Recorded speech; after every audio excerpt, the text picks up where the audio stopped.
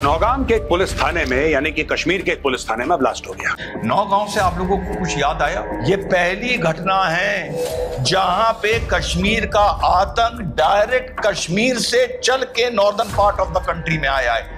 पहला किस्सा है साथियों पिछले 35 साल। भारतीय सेना के एक जनरल ने कल बड़े फख्र से इस बात का ऐलान किया कि भारत ने अब अपना मिलिट्री डॉक्ट्राइन तब्दील कर लिया। भारतीय सेना अब कोल्ड स्टार्ट की बजाय कोल्ड स्ट्राइक के नजरिए पे यकीन रखती है। एक नई integrated all arms brigade group को खड़ा किया गया है। अब समय आ गया रुद्र ब्रिगेड के साथ कोल्ड स्टार्ट डॉक्ट्रिन को कोल्ड स्ट्राइक डॉक्ट्रिन में तब्दील करने, एकदम हर समय रेडी, इस इलाके में मौजूद अपने दिए हुए टास्क को कारगर तरीके से सक्षम और प्रभावशाली इफेक्ट दुश्मन पर करने के लिए इंडिया ने बहुत बड़े लेवल पर कुछ ऑपरेशनल तब्दीलियां करके ये मैसेज दे दिया है कि वो इस मर्तबा जंग जो है वो बहुत ही मुख्तलिफ अंदाज में लड़ने जा रहा है। अब वक्त आ गया है कि जो प्राइम मिनिस्टर मोदी ने कहा था कि any act of terrorism would be considered as an act of war, तो मोदी साहब को फौरी तौर पे पाकिस्तान पर हमला कर देना चाहिए। और ट्रंप बड़ा पाकिस्तानियों के क्लोज आ रहा है और आसिम मुनीर के साथ खाना खा रहा है, तो भारत कुछ करेगा नहीं करेगा आपको पता लग जाएगा। और अगर कोई शक था कि मोदी जो है पाकिस्तान पर हमला नहीं करवाएगा, अब वो शक खत्म हो गया। अब वो करेगा ही करेगा, क्योंकि उसने अब मजीद वॉर नैरेटिव बनाना है, क्योंकि उसको उसका फायदा पहुंचा है। चूहे बिल्ली की तरह भाग रहे हैं, मतलब लिटरली फटी पड़ी है, लिटरली कुत्ते बिल्ली की तरह भाग रहे हैं। मौत अब आई, यहां से आई, यहां से आई, यहां से आई। और बेटा मुनीर, तेरा तो नंबर आ गया। तू किसी का भी इंचमैन हो, तूने किसी से भी पैसे ले रखे, तेरा तो नंबर आ गया। आपने इस वक्त जो है मोदी की हुकूमत बना डाली है, और जो भी आदमी लगाए हैं आपने पावर उसमें, फौज में जो बड़े ओहदे पर फाइज हैं, वो यस मैन लगा दिए आपने। दोस्तों मैं आपको एक बात बताता हूं, ये जितना ये मौलाना मसूद अजहर शेर का बच्चा बनता है ना पाकिस्तान के अंदर बैठ के, when the Indian army captured him, he was captured by the Indian army, and when the Indian army captured him, this man was shaking in his boots. ये पसीने से तरबतर था, इसकी टांगें कांप रही थी और उसको लगा कि अब गया तब गया। और ये मैं उन पाकिस्तान के ISPR के पिल्लों को कहना चाहता हूँ, सुनो मेरी बात। तुम जो टीवी पे ये मोहतरमा को भेजते हो ना कहने के लिए, नहीं नहीं नहीं नहीं न्यूक्लियर वेपन यूज करने की चीज नहीं है। Make 32 take it easy, Punjabi में इसका ट्रांसलेट कर देना। मेक 32 टेक इट इजी, इसका पंजाबी में ट्रांसलेट करना, समझ आ जाएगा क्या है। ठीक है, इंग्लिश में बोल रहा हूँ बड़ा सभ्यता से, पंजाबी में ट्रांसलेट करोगे ना तो समझ आना क्या है। हमारे पास हर विकल्प खुला है, और तुम्हारे मुल्ला मुनीर को बोलो, तेरे पास तो कहता पानी रोक दे, न्यूक्लियर बम चलाऊंगा। तेरे बाप अमेरिकन एक्सेस का कंट्रोल दिया तो न्यूक्लियर बम का, न्यूक्लियर बम चलाएगा।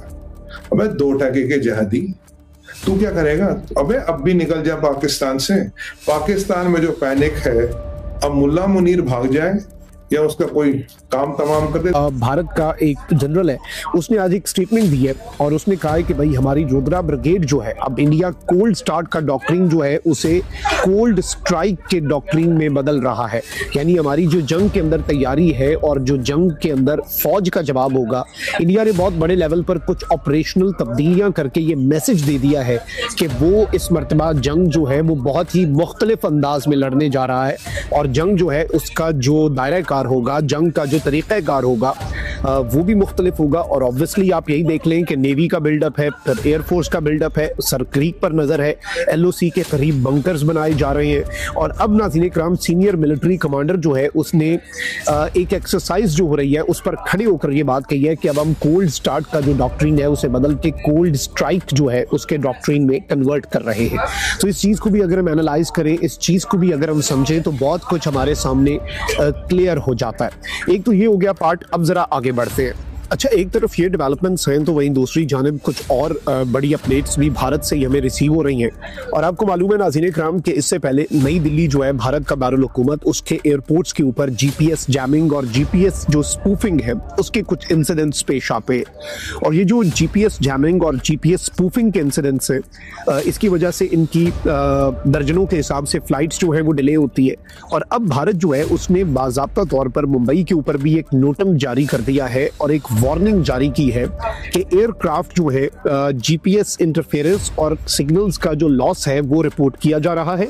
और इस वक्त मुंबई के करीब जो सिमिलर ऑब्जर्वेशंस देखी गई इससे पहले, यानी इस वक्त कुछ ना कुछ अंदर खाते ऐसा हो रहा है, कुछ ऐसी इलेक्ट्रॉनिक वॉरफेयर की टैक्टिक्स जो है उन्हें एक्सरसाइज किया जा रहा है, जिसकी बुनियाद पे हम ये बात कर सकते हैं कि वहां पर जीपीएस के सिग्नल्स जो है वो भी इम्पैक्ट हो रहे हैं, यानी सिविलियन एयरक्राफ्ट जो है, सिविलियन फ्लाइट्स जो है उन पर भी उसका असर पड़ रहा है। एयर ट्रैफिक रूट्स और जीपीएस के सिग्नल्स जो है उन्हें स्पूफ किया जा रहा है। पाकिस्तान के मीडिया को मैं देख रहा था, चूहे बिल्ली की तरह भाग रहे हैं, मतलब लिटरली फटी पड़ी है, लिटरली कुत्ते बिल्ली की तरह भाग रहे हैं। मौत अब आई, यहां से आई, यहां से आई, यहां से आई। और बेटा मुनीर, तेरा तो नंबर आ गया। तू किसी का भी इंचमैन हो, तूने किसी से भी पैसे ले रखे, तेरा तो नंबर आ गया। तू मरियम बंकर में छुप, तू किसी भी बंकर में जा। मैं आपको कह रहा हूं, आज एक और हिंट दे रहा हूं। कुछ लोग का इंटरप्रिटेशन है कि इसमें पाकिस्तान का नाम नहीं था, ऐसा कुछ लोग कहते हैं। कुछ बुद्धिजीवी हमारे हैं भाई, अभिव्यक्ति की आजादी है।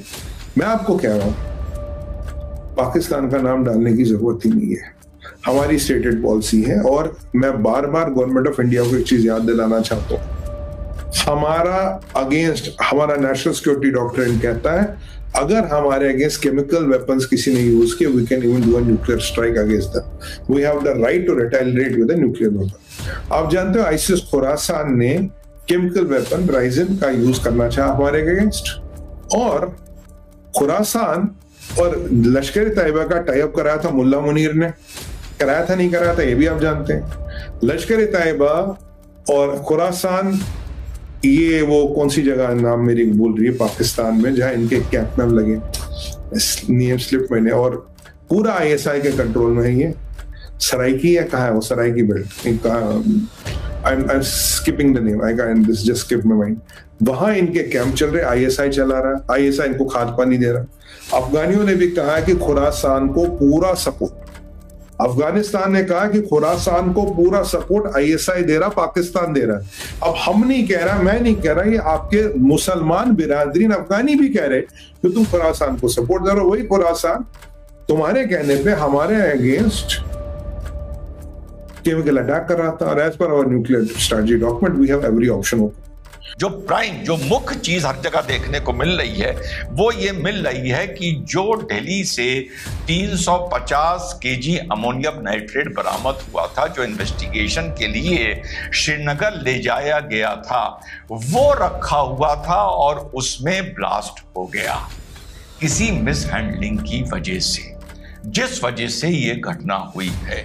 ये है प्रथम खबर जो सामने निकलकर कई सोर्सेस पे आ रही है, लेकिन किंतु परंतु सैबोटेज भी हो सकता है साथियों, जानबूझ के किया हुआ भी ये काम हो सकता है। भरोसे की स्थिति तो ये है कि अब वो किसी पर नहीं है। अगर आपको वीडियो पसंद आए तो चैनल को सब्सक्राइब करें और बेल आइकन को जरूर दबाएं ताकि आपको ऐसे ही लेटेस्ट वीडियो की नोटिफिकेशन मिलती रहे। Thank you for watching. मैं हूं विवेक, मिलते हैं नेक्स्ट वीडियो में। Stay updated and stay safe.